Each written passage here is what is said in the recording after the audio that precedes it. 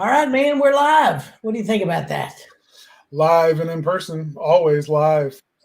Yeah, Better to you're be live than the alternative, I say. well, that's a really good way to put it. I have to say this. Well, we're gonna go away for just a few minutes, let some people come on. We'll come back and chit chat a minute, and then get started.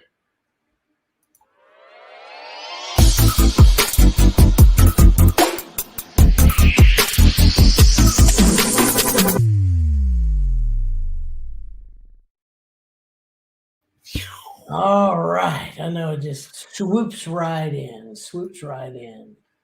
So today it's really interesting. It's one of those things that a lot of times we don't really want to know this. And it may be why we don't have anybody showing up to really want to know this. I don't know. What do you think? Well, yeah, it could be absolutely. It's great to know, great to think about, which is why we talk about it because we work with businesses that oftentimes in the beginning this was never an issue, but the longer you're in business, you start having blind spots that you didn't have before. Yeah, yeah, it's so true, and it's really a good thing to know because it, as business owners, we make a lot of assumptions. We make a lot of assumptions, and we do that because we shortcut to get to where we're going. I mean, in order to do that, you want to make sure that you're shortcutting and getting to the real stuff and moving on down the road and quick, quick, quick, quick, quick, go, go, go. But the reality is, we do need to know why people stop doing business with us, especially those people that have been with us a while and we return and people are like, yeah, you guys are supposed to do marketing. Well, the reality is this is marketing. Why don't people? It's in order to do your marketing right, you really need to know why people stop doing business with you, or are they okay with your company, but have you done something? I think one of the most interesting conversations I had, it's not been that long ago. We were just talking about. I was talking to a coach in one of the industries that we're in. And one of the things that he said to me, he goes, not everybody likes you. And I was like, really? Are you kidding? What is there not to like? I mean, and he just laughed. And I said, the honest truth is, yeah, I don't expect everybody to like me. And I'm sure that there are people that don't work with us because they don't like me or they don't like you or they don't like us. And that's okay because there are some people that aren't meant to work with companies. But You for can't those, have it all the business, yeah, right? yeah, and that's okay. But the reality here is it's really important to know why people may stop doing business with you so that you can change that path. So If we've you, got four things listed here, yeah, and we're going to go over these four things. And I find it curious that price is not one of the four things. isn't that interesting? Never, I mean, we hear it a lot like, oh, I'm so worried. I got competitors moving into my market. They're going to steal all my customers. I have never heard of a happy leaving leaving a business and going with a new incoming business, a competitor that came into the market simply because their price was cheaper. I mean, I'm sure that it happens, but it's never a common thing. Yeah, The reason is because psychologically, human beings have this devil kind of scenario where you stay. If it ain't broke, don't fix it. If I'm working with a company and they're doing a good job for me, I don't need to go find out whether or not this other company might do a good job for me, because why would I risk getting bad right. experiences when I know that the company I work with gives me good experiences? Yeah, I think that's so true. So let's just jump in with number one, because I find this is very, very true. And I have stopped doing business with people because of this. And that's strictly apathy. The fact that you feel like they really don't want your business. They just want your money. They don't really care, what you want. They just care what they care about. And as long as you are drinking their Kool-Aid and doing their thing, everything's fine. But as soon as you jump out, they just you just realize what they're in it for, and it has nothing to do with you, the customer. So And so a you couple, quit. couple of observations about apathy in most businesses. It's not something you deal with when you first open your doors. Usually for the first 5-6 years of business, you're Yeah. not apathetic at all. You care, man. You're pouring your blood, sweat, and tears. You're missing soccer games from your firstborn because you're making sure this business is growing. Apathy is not a word that we could use to describe you, but the longer a business goes on, the more we feel like we've been hitting our head against the wall, dealing with difficult customers, and we're just tired, right? Like, Yeah. it's becoming a bit of a long, hard slog now. And that's when apathy starts to set in. The other thing that causes apathy is a feeling that I know more than my customers, and they're going to try to Mm. take 20 minutes to tell me what they think the problem is and what's wrong, when I already know. I could tell as soon as I pulled up in the driveway, and I don't need to hear all of that again, right? So the apathy is a perceived apathy. You may really care about, the doctors have this all the time, right? If you've ever seen a doctor, if you've ever been to a doctor who's really good but doesn't have good bedside manner, and you don't feel heard, like he or she doesn't take the time to like hear what the ailment really is and hear how you're feeling and how you woke up Wednesday morning and then this happened and then all of the details, right?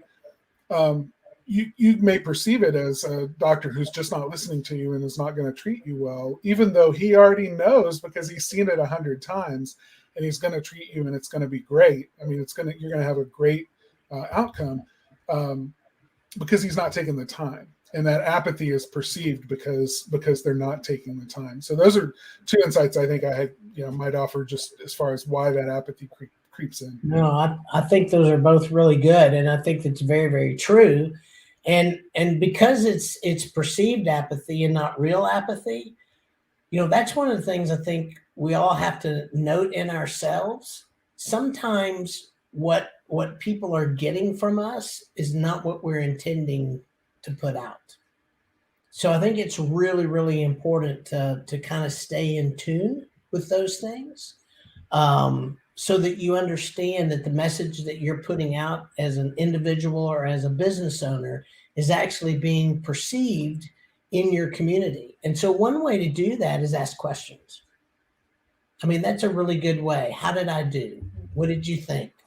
I really care about this at the end of a job, really digging deep and asking those questions and try to find um, a little bit more information, because once you start asking those questions of the customer, that alone shows that you care. And I think that's really, Even really, if they're technical questions, yeah, when the doctor says, "Oh, okay, so let me ask you this: did this happen next? And then you found this problem, and I bet you saw this happen, a couple of days later." And you start reading their mail and showing them that you really do know and understand what they're experiencing, what they're seeing, what's happening. Then they begin to trust you more, and that's a customer who really needs to tell you. Start asking them questions, the technical questions that is going to be in their story.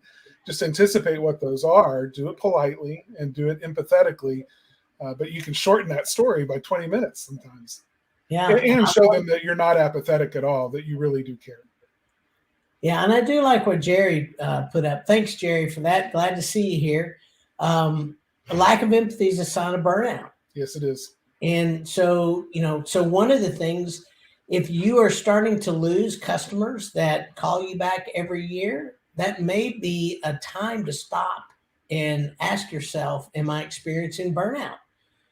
Are they picking up from me what I'm putting down, which is I'm tired, I'm exhausted, and I'm burned out. So I think that is a really, really good thing. So, apathy, as bad as it can be changed, which is another thing. How do you change it? You change it by just changing your thoughts, saying this is what's more important. This is what's more important than that. It's my customers need to know that I'm thinking about them. You change your thoughts and your attitudes toward the customers. I think that's a really great way to think of it. You do a reset every time, deep breath before you pick up the phone and drop and leave behind everything that was on your mind. Focus 100% on the phone call.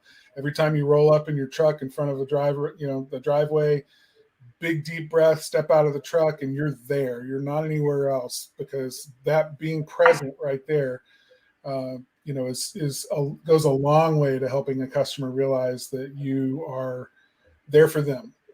Yeah, no, I think that's really true.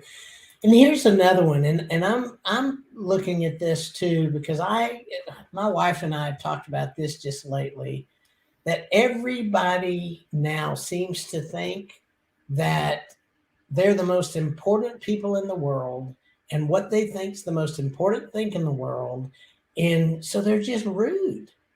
I mean, I read something the other day that blew me away, and I would love to hear comments on this because we talk about hiring and all those kind of things.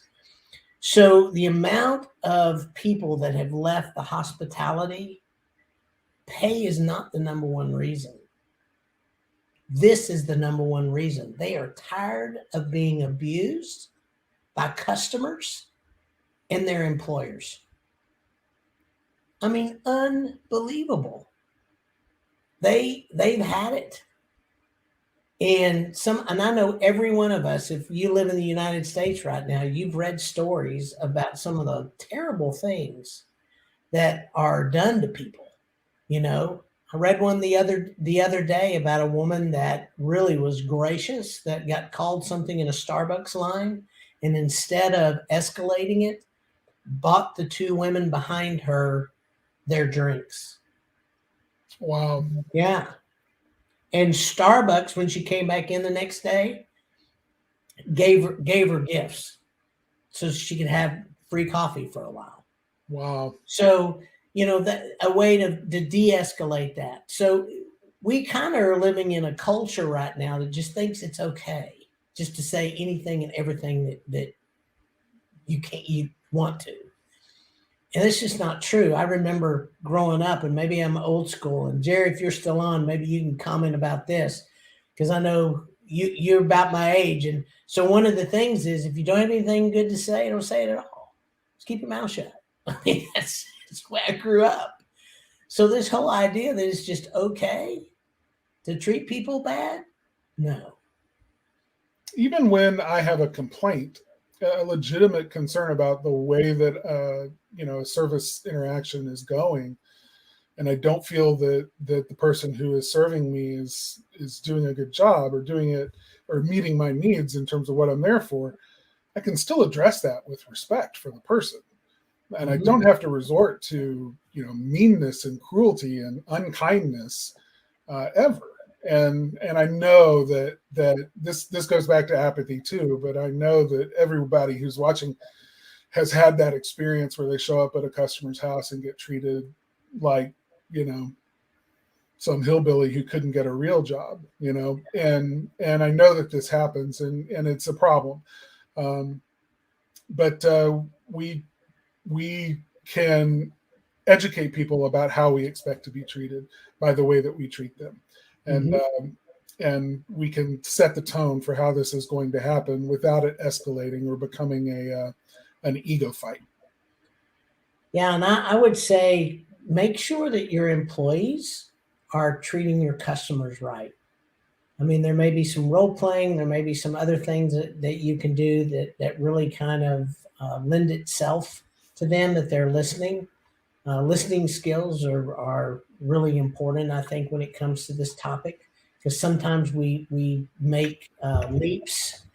We just make some leaps here and there. Oh, I saw you. Sorry, Curly. It's not Hillbilly, it's Hill William. Bill William. Thanks, Lou. Thank you for keeping us straight, buddy. Almost had a spit take there, buddy. That's awesome. That is so awesome. So the next thing we're going to talk about is getting to the right person, just finding the right person to talk to. So, how many of you, and this is just a question, and you don't have to put it in the chat, but just think of to yourself, how many times are you the right person to talk to, and you just don't want to talk to anybody? Just don't want to be that person. Now I'll just tell you, there's a lot of times I don't want to talk to that person, but I do. I will talk to you. You call me, I'm going to talk to you. Well, from a customer perspective, when you call a business and the person who answers the phone can't help you and they put you on hold and then they come back, 4 minutes later and ask, are you still there? You're like, yes, I'm waiting to talk to somebody who can help me about this thing. I'm sorry, what was it again? You go through the process, tell them, oh, okay, hold on. And then eventually you get somebody new on the phone and they're like, why did they send you to me? Hold on. And then it's this passing around. You don't feel that you are being capably, like the business is incompetent and incapable of taking, a customer and processing them successfully through their own business. And that's I don't work with companies that make me feel insignificant.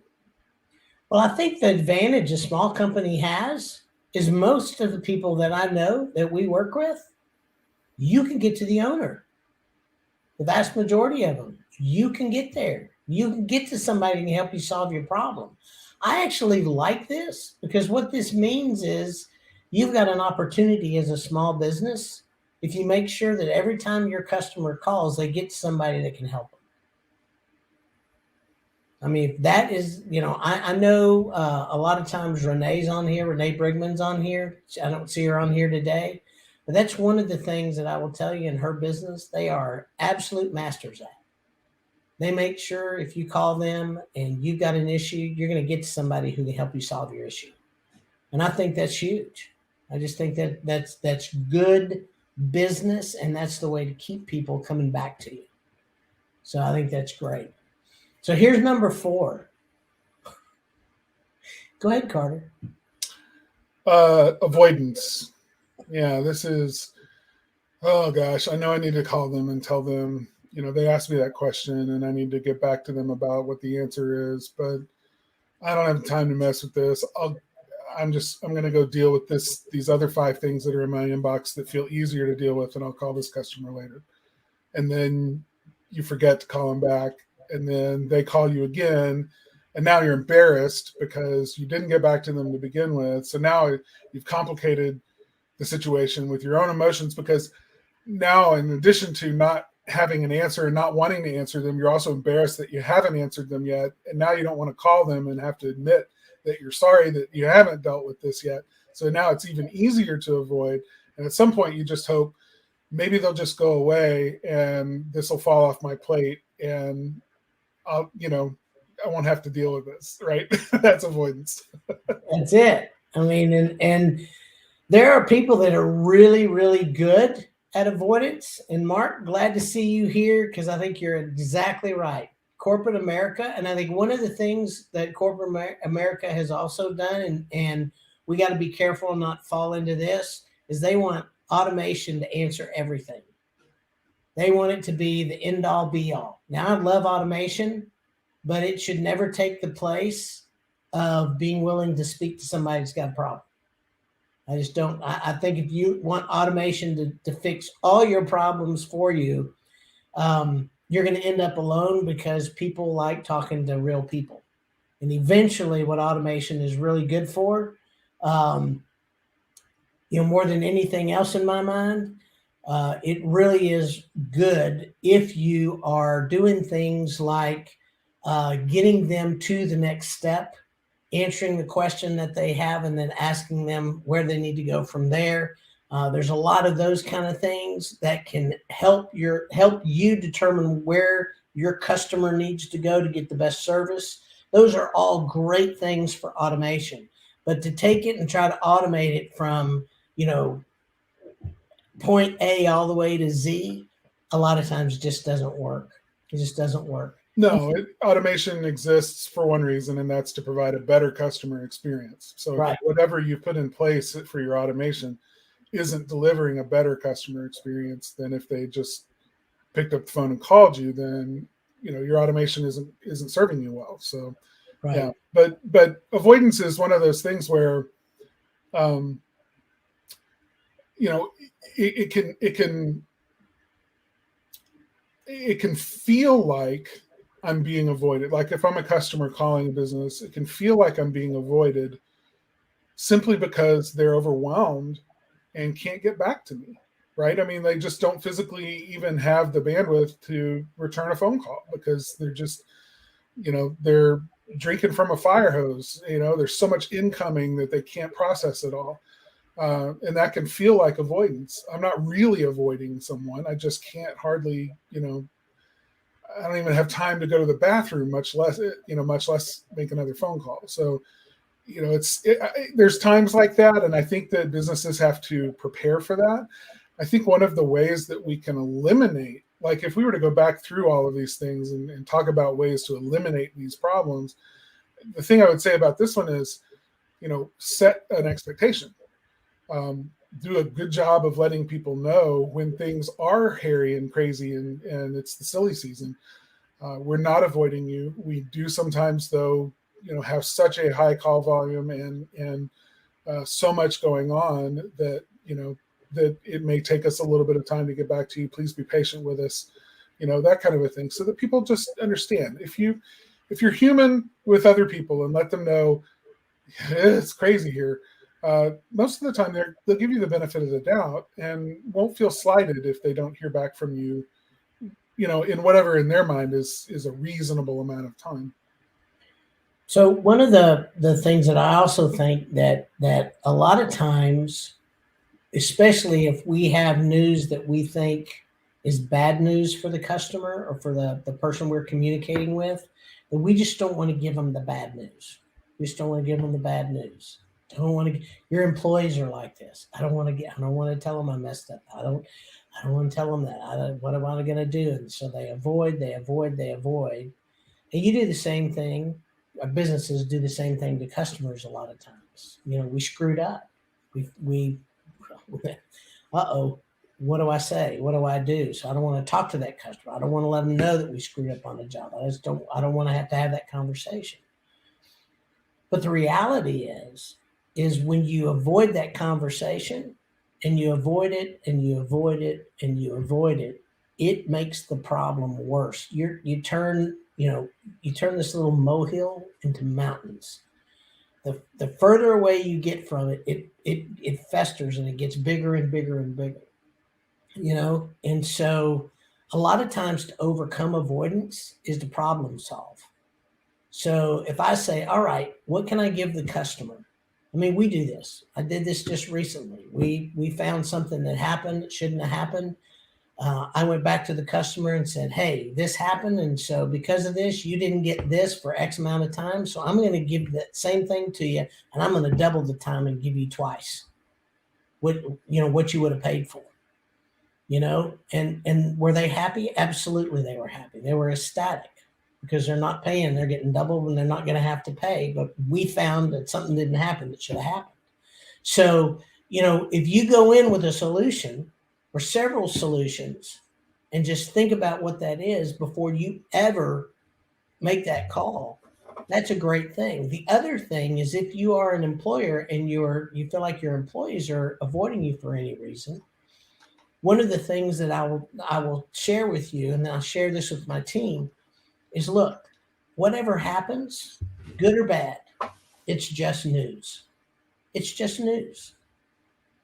Don't put a label of it being good or being bad. Just give me the news.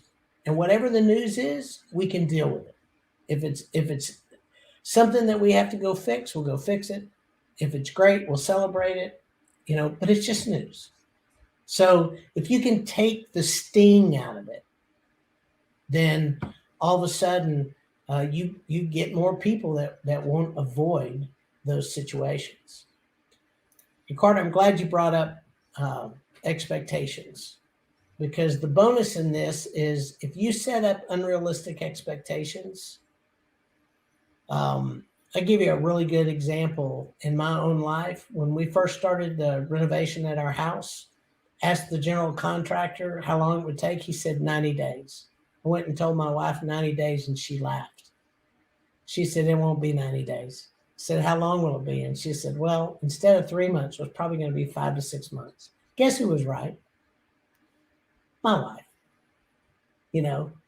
But she stopped the unrealistic expectation. Had I just listened to him, I probably would be really unhappy right now.